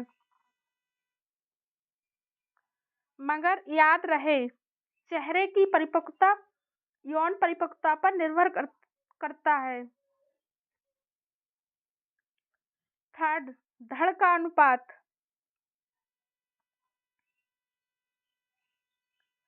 Proportion of the trunk. चेहरे के बाद धड़ एवं कंधों का विकास होता है। जन्म के समय नवजात शिशु की गर्दन नहीं के बराबर होती है और ऐसा प्रतीत होता है कि सिर धड़ से जुड़ा हुआ है, परंतु जैसे जैसे उम्र बढ़ता है गर्दन सिर और धड़ के बीच स्पष्ट अंतर दिखाई देने लगता है। 5 वर्ष की आयु के बालकों में गर्दन पतली एवं लंबी दिखाई देती है। 6 वर्ष की अवस्था तक बालक का धड़ जन्म के समय से 2 गुना हो जाता है तथा परिपक्व अवस्था तक धड़ जन्म की अपेक्षा 3 गुना हो जाता है।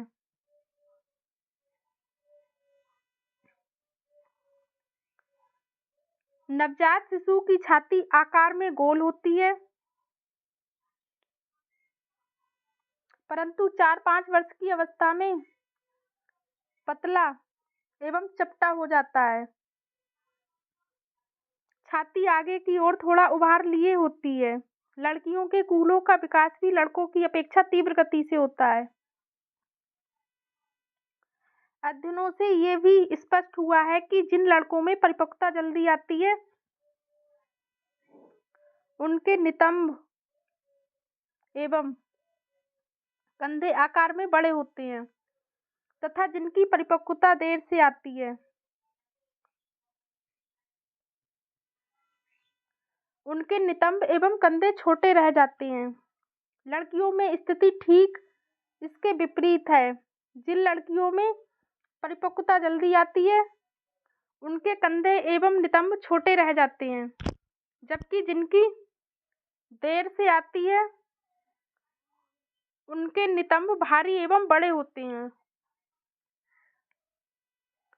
फोर्थ, हाथ एवं पैरों का अनुपात। Proportions of hands and legs. शरीर के सभी अंगों के आनुपातिक विकास में हाथ पैरों का विकास सबसे बाद में होता है।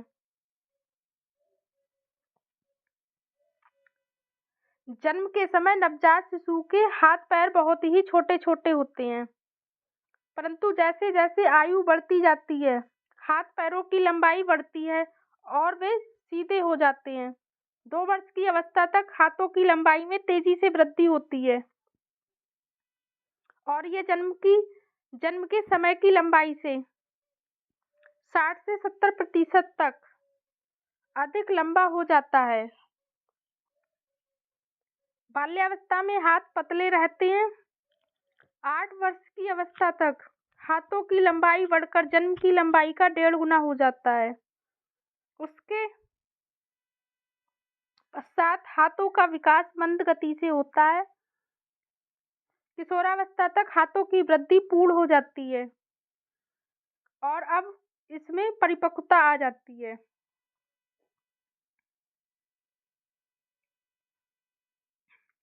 हाथों की तुलना में पैरों का विकास सबसे बाद में एवं मंद गति से होता है। जन्म के समय शिशु के पैर छोटे एवं मुड़े हुए होते हैं। 2 वर्ष की अवस्था तक पैरों का विकास जन्म की अपेक्षा 40% अधिक विकसित हो जाता है। 8 वर्ष की अवस्था तक पैरों का विकास जन्म की अपेक्षा 50% अधिक हो जाता है। किशोरावस्था तक पैर जन्म की अपेक्षा 4 गुना लंबे हो जाते हैं तथा परिपक्वावस्था तक पैरों की लंबाई जन्म की अपेक्षा 5 गुना अधिक लंबे हो जाते हैं। एमडी सीमन 1959 एन वाइली 1965 ने अपने अध्ययनों में पाया कि लड़कों के हाथ पैर प्रत्येक आयु में लड़कियों की तुलना में बड़े होते हैं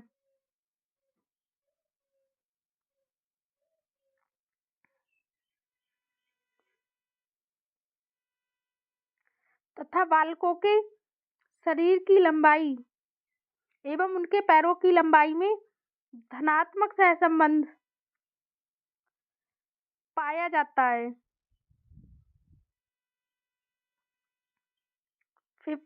5 हड्डियों के विकास के अंतर्गत हड्डियों के आकार में वृद्धि, हड्डियों की संख्या में परिवर्तन एवं हड्डियों के संगठन में परिवर्तन सम्मिलित है।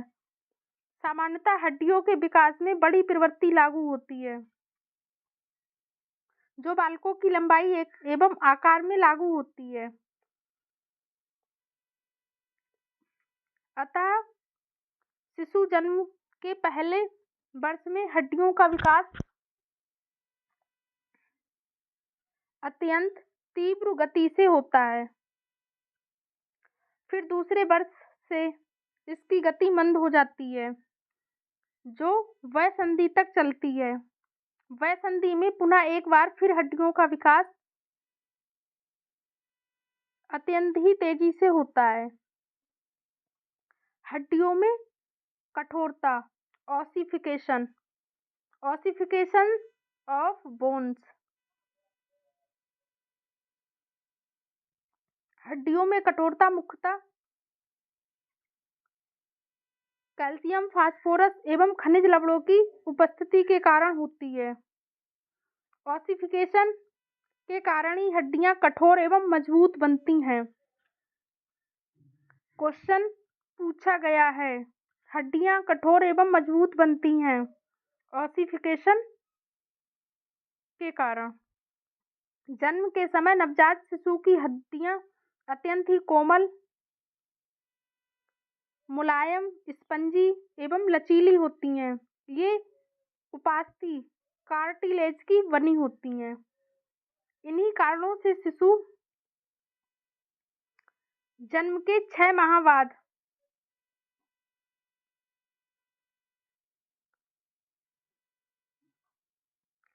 तक अपने पैरों के अंगूठे को आसानी से अपने मुंह तक ले जाता है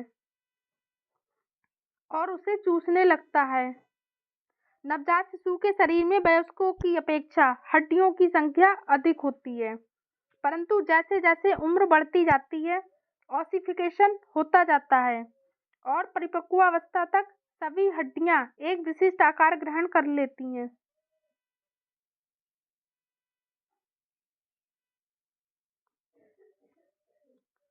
मगर ध्यान रहे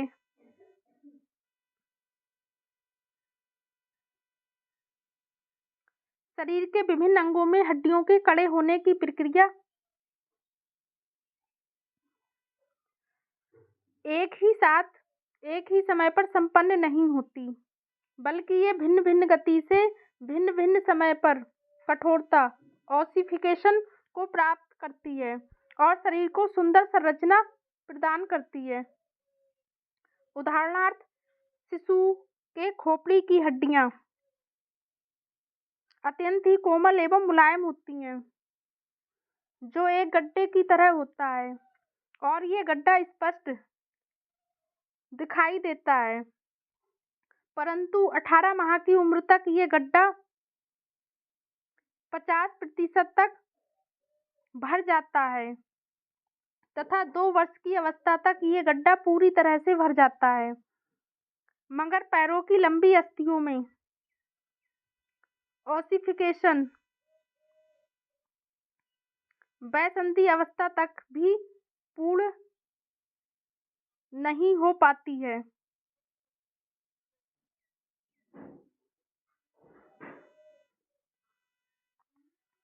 नवजात शिशु न्यूनेट नवजात शिशु की हड्डियां अत्यंत ही कोमल, मुलायम, स्पंजी, लचीली एवं नर्म होती हैं। इनकी संख्या वयस्कों की अपेक्षा अधिक होती है। ये कार्टिलेज की बनी होती हैं।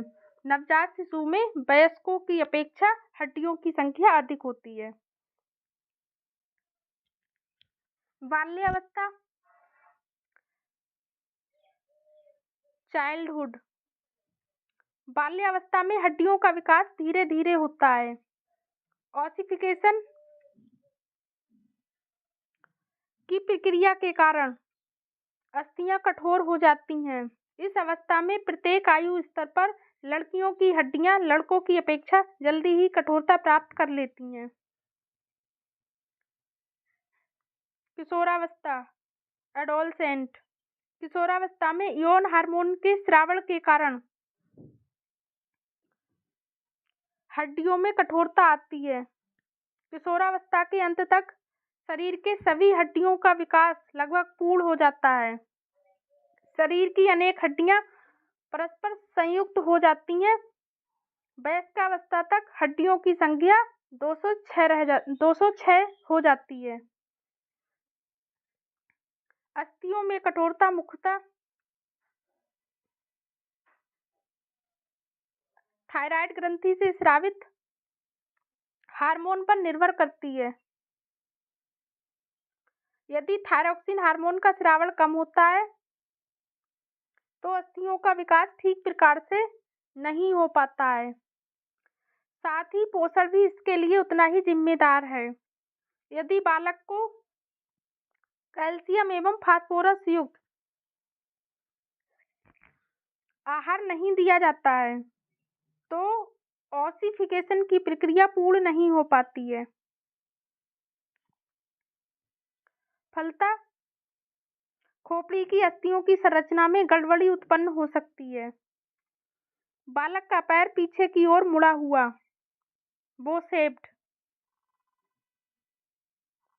हो सकता है। नंबर 6 दांत जन्म के समय शिशु के मुंह में दांत नहीं दिखाई देते हैं, परंतु इनके निर्माण की प्रक्रिया गर्भावस्था के तीसरे चौथे माह से ही प्रारंभ हो जाती है। क्वेश्चन पूछा जा सकता है, शिशु में दांत के निर्माण की प्रक्रिया कब से प्रारंभ हो जाती है? गर्भावस्था के तीसरे चौथे माह से ही। जब गर्भकालीन शिशु के जबड़ों का निर्माण होना प्रारंभ हो जाता है। रामचरितमानस के रचयिता तुलसीदास इसके प्रत्यक्ष उदाहरण हैं। कहा जाता है कि जब तुलसीदास जी का जन्म हुआ था तब उनके मुंह में 32 दांत मौजूद थे और वे जन्म के बाद रोए नहीं थे, बल्कि राम राम शब्द का उच्चारण किया था। इसी कारण बचपन में उनका नाम राम बोला पड़ा था।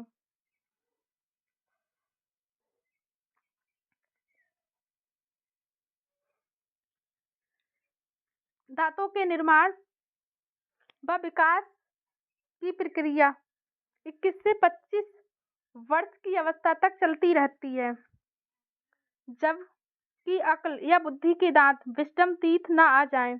प्रत्येक बालक के जीवन में 2 बार दांत निकलते हैं। पहली बार जो दांत निकलते हैं वे अस्थायी प्रकार के होते हैं, जिन्हें दूध का दांत मिल्क टीथ कहा जाता है।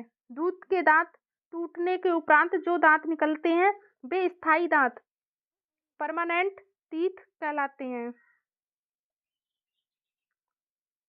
फर्स्ट, अस्थायी दांत टेम्परेरी टीथ। अस्थायी दांत जन्म के 6 से 8 माह बाद निकलना प्रारंभ होते हैं। क्वेश्चन पूछा गया है, अस्थायी दांत कब निकलना प्रारंभ होते हैं? जन्म के 6 से 8 माह बाद तथा अधिकांश बालकों में 2.5 से 3 वर्ष की अवस्था तक 20 अस्थायी दांत निकल आते हैं। क्वेश्चन पूछा गया है, अस्थायी दांत कितने होते हैं? 20।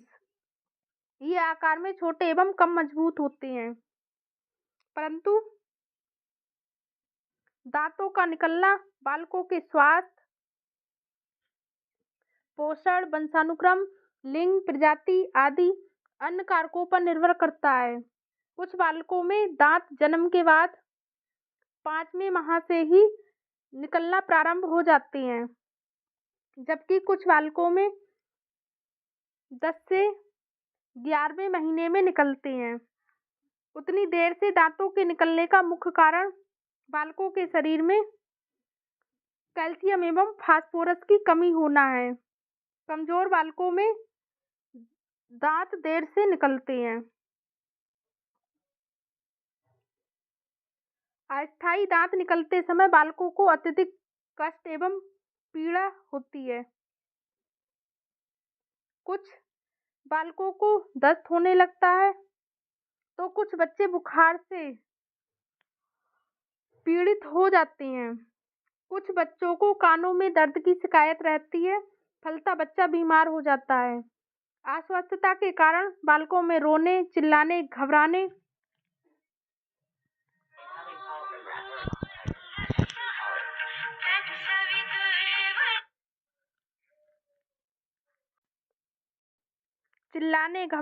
चिड़चिड़े होने जैसी समस्या पाई जाती है।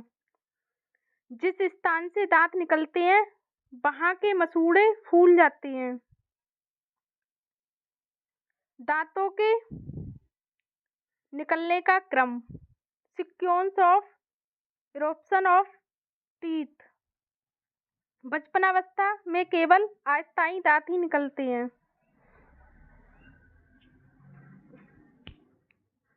इनके निकलने का क्रम निम्नानुसार है। नंबर 1, सबसे पहले निचले जबड़े के मसूड़ों में सामने की ओर 2 कृंतक दांत इंसीजर टीथ निकलते हैं, परंतु कुछ बालकों में सबसे पहले ऊपरी जबड़े के मसूड़ों में सामने की ओर 2 कृंतक दांत निकल आते हैं, परंतु ऐसा बहुत ही कम देखने को मिलता है कि ऐसी स्थिति में ऐसा कहा जाता है कि बच्चे के मामा पर ग्रह है और मामा को भांजे के लिए कुछ वस्तुएं उपहार स्वरूप देने पड़ते हैं।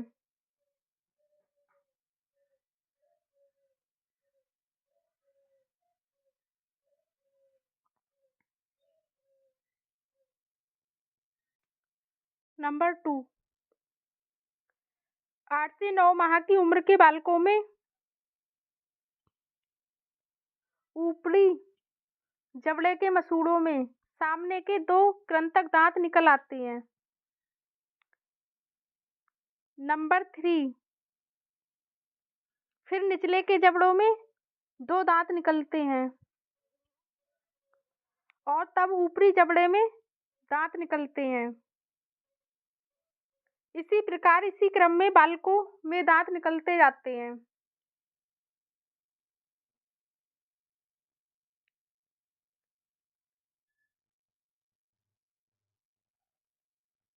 वर्ष की अवस्था तक बालकों में 2 प्रीमोलर्स दांत निचले जबड़े में तथा 2 ऊपर वाले जबड़े में निकल आते हैं। 1.5 से 2 वर्ष की अवस्था तक बालकों में 2 परिचर्वणक प्रीमोलर्स दांत निचले जबड़े में तथा 2 ऊपरी जबड़े में निकल आते हैं।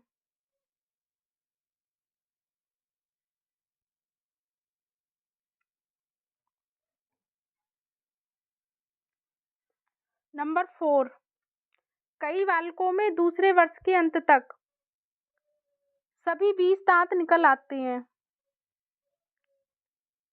परंतु अधिकांश बालकों में 3 वर्ष की अवस्था तक अस्थायी दांत निकलते रहते हैं। लड़कियों के दांत लड़कों की अपेक्षा जल्दी निकलते हैं। यदि दांतों के निकलने के क्रम में गड़बड़ी हो जाती है तो इसके कारण चेहरे की आकृति में भी परिवर्तन आ जाता है। विशेषकर चेहरे के निचले भाग में असामान्यता आ जाती है जो जीवन पर्यंत बनी रहती है। दांतों के टेढ़े मेढ़े रहने का कारण बालक दूसरों के सामने खिलखिलाकर हंस भी नहीं सकता है। अस्थायी दांतों की देखभाल, केयर ऑफ टेम्परेरी टीथ।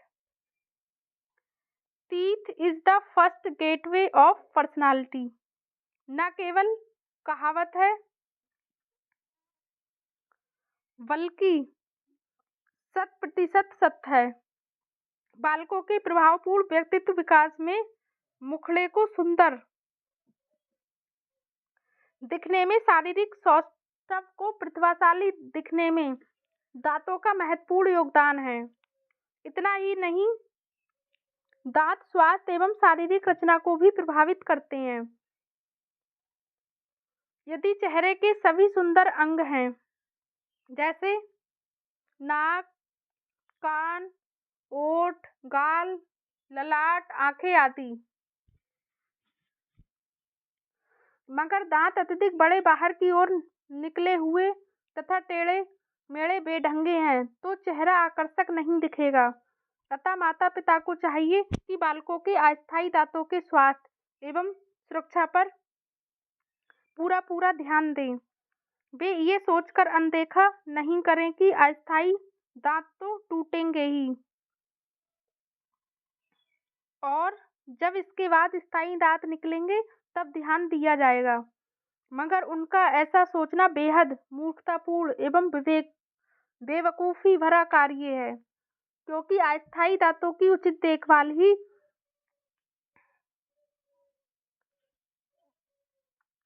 स्थायी दांतों को सुरक्षा एवं मजबूती प्रदान करती है। अस्थायी दांतों की सुरक्षा एवं देखभाल निम्न प्रकार से किया जाना चाहिए। नंबर 1, शिशु के दांत आसानी एवं सुगमता से निकलें। इसके लिए शिशु को 6-7 माह से ही कड़े खाद्य पदार्थ जैसे गाजर, मूली, सेब, शलजम, चुकंदर आदि के टुकड़े चबाने को देना चाहिए। सिकी हुई डबल रोटी का टुकड़ा, मठरी भी दिया जा सकता है। इससे मसूड़ों का व्यायाम होता है और दांत आसानी से निकल आते हैं। नंबर 2, भोजन से पूर्व एवं बाद में दांतों की सफाई जरूरी है। प्रत्येक बार खाने से पहले एवं खाने के बाद में कुल्ला अवश्य करना चाहिए। नंबर 3, बालकों में सुबह शाम नियमित रूप से दांत साफ करने की आदत डालनी चाहिए। नंबर 4, बालकों को मुलायम ब्रश से दांत साफ करना सिखाना चाहिए, मगर याद रखें 1-2 वर्ष तक के बालकों को दांत साफ करने के लिए ब्रश नहीं देना चाहिए। उन्हें उंगली से ही दांत साफ करना सिखाना चाहिए। नंबर 5,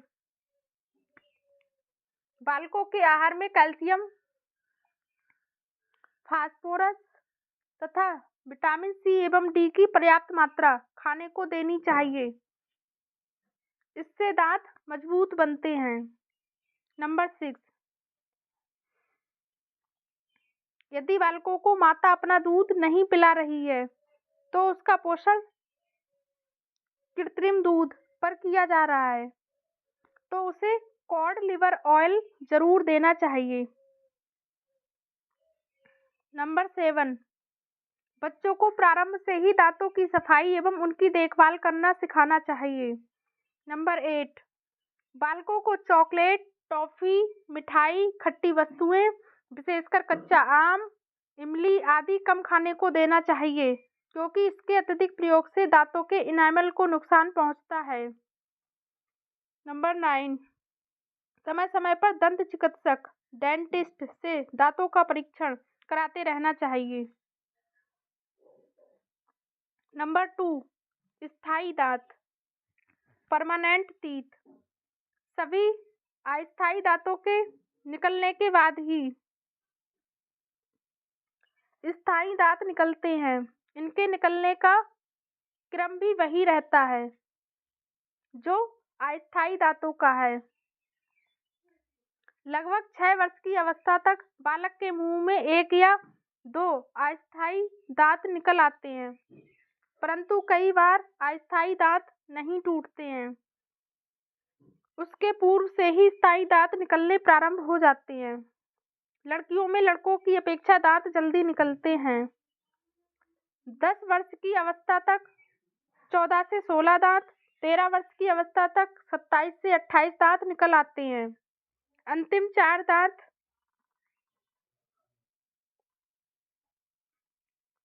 जिसे अक्ल या बुद्धि की दांत, विजडम टीथ कहते हैं, 17 से 25 वर्ष की अवस्था तक निकल आते हैं। 6 से 15 वर्ष की अवस्था में अक्सर बच्चों के दांत सड़ने लगते हैं, जिसका मुख्य कारण दांतों की देखभाल एवं सफाई में कमी के साथ ही दोषपूर्ण खान-पान भी है।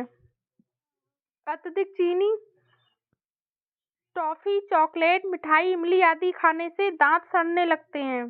दांतों में खोडूर हो जाता है।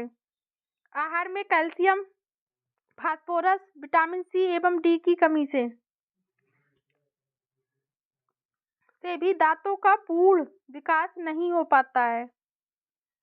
किस आयु स्तर तक बालकों में कितने दांत निकल आते हैं, उसे निम्न तालिका द्वारा दर्शाया गया है। बच्चों की आयु एवं स्थायी दांतों की संख्या।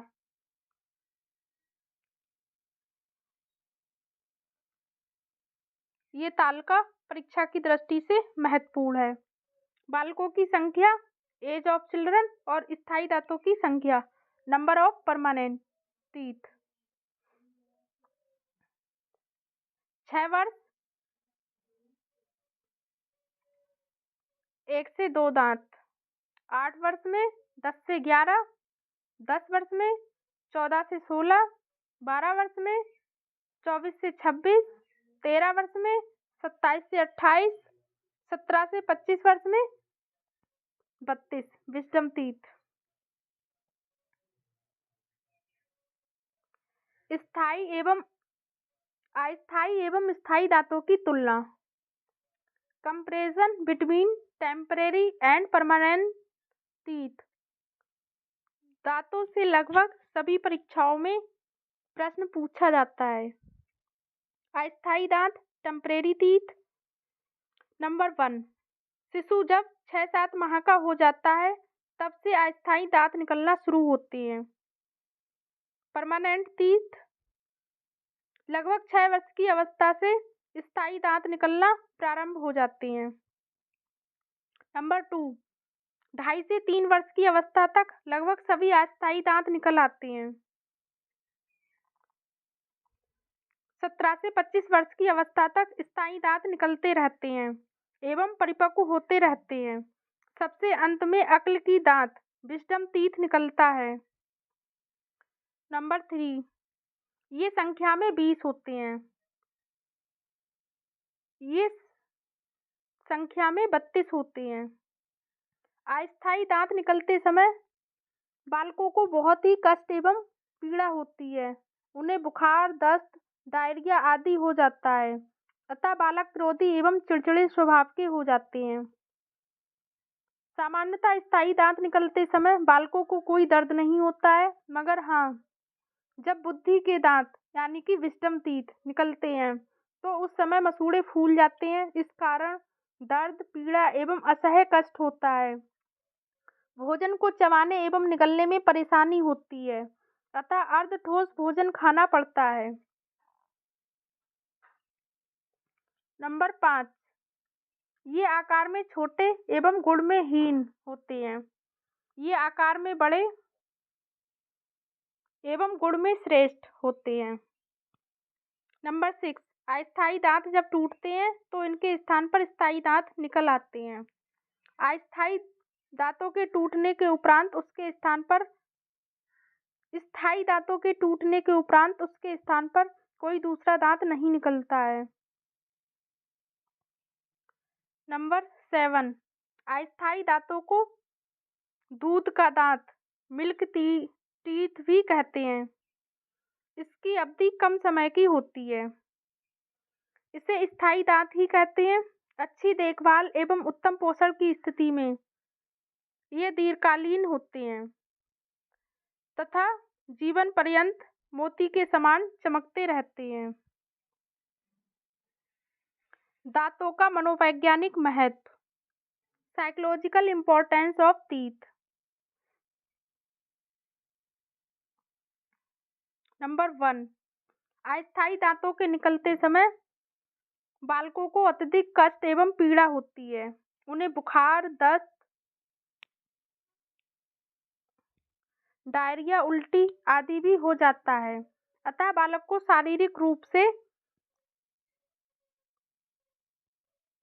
कमजोर हो जाते हैं। वे क्रोधी, जिद्दी एवं चिड़चिड़े हो जाते हैं। नंबर 2, जब बच्चों के अस्थायी दांत टूटने प्रारंभ हो जाते हैं और स्थायी दांत निकलने लगते हैं तो वह ऐसा सोचता है कि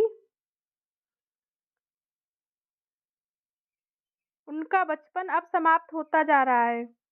कई बच्चे अपने अस्थायी दांत टूटने पर बड़े ही खुश होते हैं